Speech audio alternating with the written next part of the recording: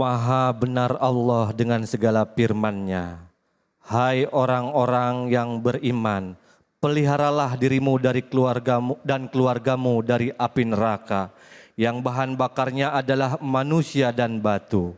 Penjaganya malaikat-malaikat yang kasar, keras dan tidak mendurhakai Allah terhadap apa yang diperintahkannya kepada mereka dan selalu mengerjakan apa yang diperintahkannya.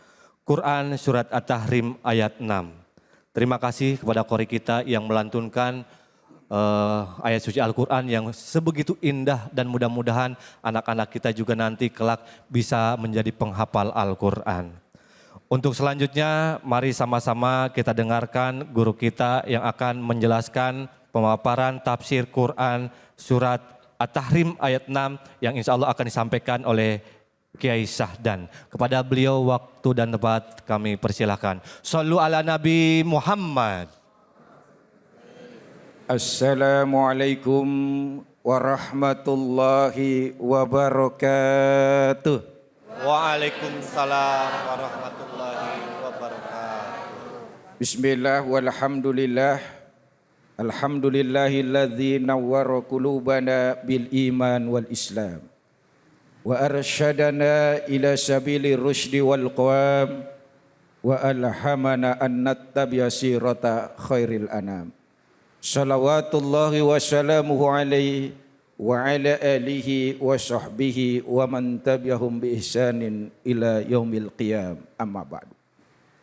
Para guru, para alim ulama, Bapak Ibu, para pemirsa Cahaya Hati Indonesia iNews TV di mana saja berada. Bu,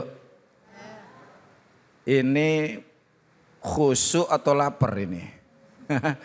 Mudah-mudahan khusyuk ya. Ayat dari surat At-Tahrim ayat 6 yang tadi qori baca, Syekh Imam Ibnu Katsir beliau menafsirkan, menjelaskan, qala Sufyanus Tsauri an Mansurin an rajulin an Aliyin radhiyallahu an.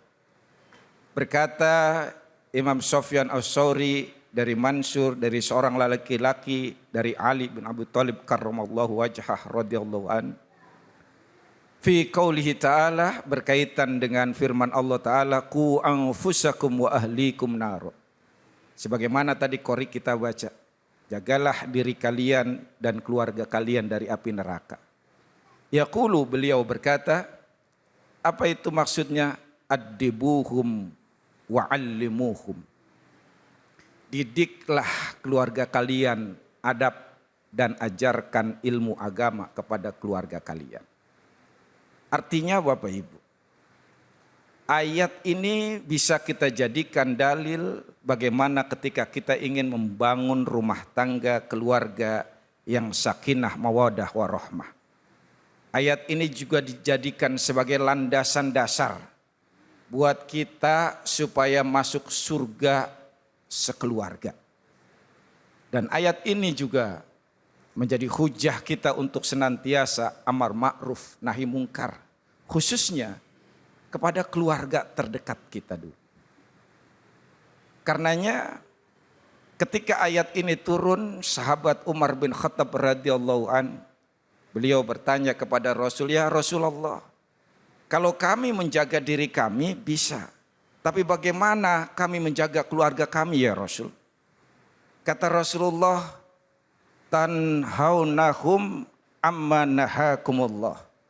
Kamu cegah keluarga kamu dari apa-apa yang Allah larang bagi kamu.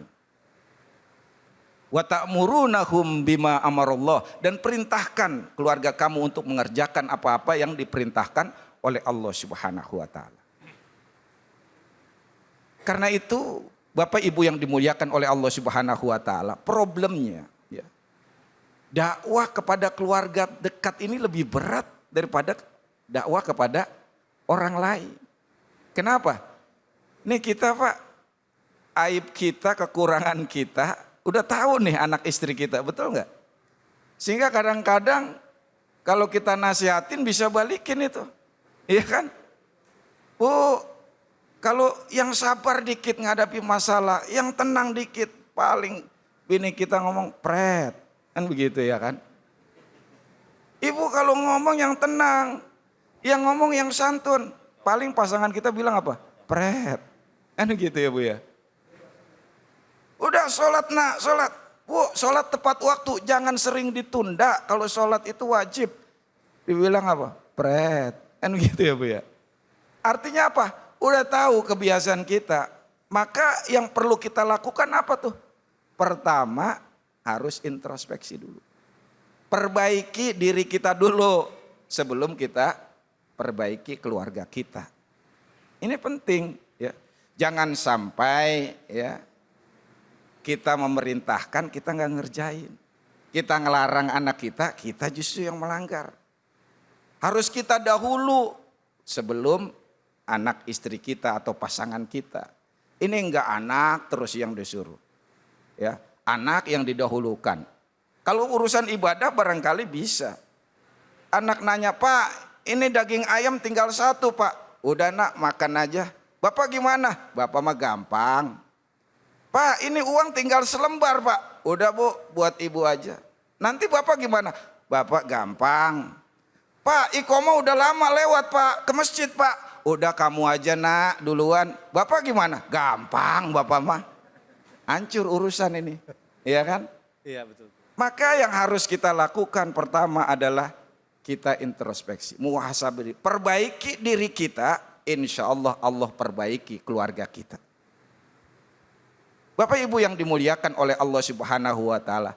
Problemnya yang kedua hari ini, rumah kita nih sering banget kita hanya jadikan untuk berteduh dari sinar matahari, untuk berlindung dari derasnya hujan. Kadang-kadang cuma itu fungsinya. Bahkan ada yang hanya menjadikan fungsi rumahnya cuma sekedar berhenti di 5M. Makan, minum, molor, modal. Ya kan? Makan, minum, molor, modal. Apalagi satu lagi? Mandi. Mandi. Mandi. Iya, udah. Dia tidak bagaimana mendesain rumah itu menjadi surga. Baiti janati sebagaimana konsep Rasul. Jadi pertama jadikanlah rumah itu sebagai madrasah. Artinya apa? Untuk mendidik keluarga kita saling menasehati. Maka Bapak jangan keki kalau dinasehatin istri. Ibu jangan merasa terus bersalah kalau dinasehatin suami. Kadang-kadang ibu ini bawanya perasaan Pak. Ya kan? Emang mama salah mulu, dikit-dikit salah, dikit-dikit salah. Jangan gitu ya. Kenapa? Karena ada peribahasa mengatakan man ahabbaka nasohak. Siapa yang mencintaimu maka dia pasti menasehatimu. Nggak ada ceritanya palsu kalau bilang cinta tapi tidak saling menasehati. Gitu. Nah, maka Bapak juga harus hati-hati ya. Menasehati perempuan bahwa perasaan itu harus jaga perasaannya. Kadang-kadang perempuan hancur itu karena perasaan loh Pak. Makanya nggak boleh sembarangan kita jawab kalau istri nanya, "Pak, sekarang ibu rada gendutan ya Pak?" Nah ini hati-hati Pak jawabnya. Kalau salah jawab bisa bahaya itu. Iya, beneran. Iya. Jawab aja begini, "Enggak Ma, ibu, enggak Bu, ibu enggak gendutan, cuma rumah kita yang agak sempitan aja." Gitu. Nah ini barangkali ya, kemudian jadikanlah maskanah ya sebagai tempat untuk ketenangan jiwa dan sumber inspirasi dan fungsi-fungsi yang lainnya yang kalau itu kita lakukan insya Allah kita semuanya masuk ke surga bersama, bisa kita jaga keluarga kita di dunia maupun di akhirat. Amin ya Rabbal Alamin. Amin ya Allah ya Rabbal Alamin. Jadi kita jangan terlalu frontal mungkin ngasih taunya ya. Kalau istri nanya, "Gimana badan mama sekarang ayah?" Jawabnya halus aja, "Mama enggak gemuk, cuman melar." Baik, selanjutnya adalah session yang mau bertanya. Coba yang mau bertanya acungin tangannya mana? Banyakan dari bapak-bapak, ibu makanya enggak ya. Coba dari bapak-bapak dulu. Bapak yang paling depan dengan bapak siapa, dari mana? Perkenalkan kami Bapak Agung dari Harapan Indah. Bapak? Bapak Agung dari Harapan Bapak Indah. Agung. Ya, baik pertanyaannya Pak. Assalamualaikum warahmatullahi wabarakatuh. Waalaikumsalam warahmatullahi wabarakatuh. Mohon izin Bapak Yai yang kami muliakan. Perkenankan kami bertanya, anak yang nakal, apakah itu merupakan balasan atas perbuatan kita di waktu kita muda?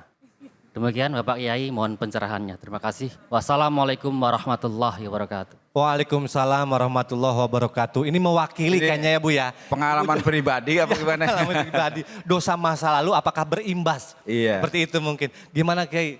Silakan. Jadi gini, sebetulnya tidak ya. Artinya apa? Kalau kita lihat sejarah bagaimana Abu Jahal luar biasa ya. Jahatnya ke Rasul tapi punya putra yang hebat namanya Ikrimah. Ya kan? Abu Lahab bagaimana menentang dakwah Rasulullah tapi punya putra yang muslim yang taat namanya Mitib bin Abi Lahab. Artinya apa? Lebih pada anak itu kalau nggak nurut, bandel, dikatakan nakal ya sama orang ya kan, atau menyimpang dan lain sebagainya, itu lebih pada karena teladan kita. Artinya peran orang tua ini teladannya yang membuat anak kemudian akhirnya menyimpang. Anak ini melakukan kenakalan remaja dan lain sebagainya itu karena faktor dari orang tuanya tidak mampu mendidik dan memberikan teladan yang baik. Makanya kita nggak boleh menyalahkan serta-merta anak kita. Kenapa?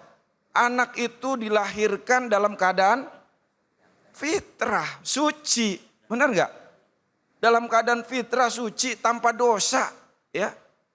Maka belum pernah tuh saya dengar Porodia luar biasa. Kenapa? Anaknya baru lahir langsung nenggak bir. Belum pernah saya. Benar nggak? Betul Kiai. Karena anak itu seperti kertas kosong. Putih, polos, suci. Kitalah yang melukisnya. Kita yang menggambarnya. Kita yang mengarahkannya. Sehingga belum pernah juga kita dengar Udin luar biasa. Kenapa emang anaknya baru lahir langsung main gaple di pos ronda. Kagak juga itu. Ya kan? Artinya apa? Perkembangan anak, bagaimana anak baik buruk, selamat tidak, itu lebih pada tanggung jawab kita, bagaimana cara kita mendidik anak-anak kita. Bagaimana kita memberikan teladan kepada anak kita. Ya. Ini yang penting, yang sering lalai. Kita sibuk, ayah misalnya, sibuk kerja, merasa tanggung jawabnya hanya nyari nafkah. Sehingga anaknya nggak ada kesempatan untuk dialog, nggak ada kesempatan untuk ngobrol. Ibu juga begitu sibuk sehingga rumah itu tidak dijadikan sebagai maskanah, tempat ketenangan, keluarga betah di situ, sumber inspirasi dan kedamaian. Jadi ibu, kalau ibu keluar ke pasar, anak nanyain, "Mama kemana sih, dari mana sih mah?" "Ke pasar." "Ke pasar lama banget." Itu berarti anak itu tenang, senang sama kita. "Bapak kalau keluar kota, Bapak kemana sih mah?" "Keluar kota." "Pikol dong, pikol mah, pikol." Berarti anak itu tenang sama kita. Senang kalau kita ada di rumah. Yang bahaya kalau kita izin ke anak, tenang di rumah ya, Bapak sama Ibu mau keluar kota. Anak bilang, "Alhamdulillah aman." Ini hancur nih. Hancur. Ya kan, artinya apa? Anak itu tertekan sama kita. Anak itu merasa kalau ada kita, anak itu menjadi tidak happy ya. Karena dibutuhkan sekarang orang tua yang asik. Ya, bukan cuma baik, bukan soleh tapi asik. Bisa dijadikan teman, ngobrol dan lain sebagainya. Seperti itu. Maka sempatkan kita sesibuk apapun untuk dialog, memberikan pencerahan, untuk saling menasihati dan lain sebagainya. Sehingga tercipta tadi tuh keluarga yang masuk surga bersama keluarga kita jaga keluarga kita semuanya dari api neraka. Amin ya robbal alamin. Wallahu a'lam bishawab. Baik, terima kasih kepada Kiai Syahdan yang sudah menjawab pertanyaan dari Bapak Agung ya Pak. Ya, jadi kalau anaknya bandel ya mungkin dari pergaulan, mungkin saya kalau bisa tambahkan lingkungan juga berdampak. Baik, terima kasih Kiai. Mungkin Kiai mau melanjutkan perjalanan, hati-hati utamakan keselamatan dan kenyamanan berkendaranya. Salam hangat buat keluarga di rumah sana ya. Buat para pemirsa yang ada di rumah, setelah ini kita akan mendengarkan tausiah sekaligus sesi tanya jawab bersama guru kita, murabi kita yaitu Al-Mukarram Kiai Haji Hamdani Nijan dengan tema yang akan dibahas adalah apa saja kewajiban orang tua terhadap anak. Jangan kemana-mana, kita akan kembali lagi setelah yang satu ini, tetap di Cahaya Hati Rabbi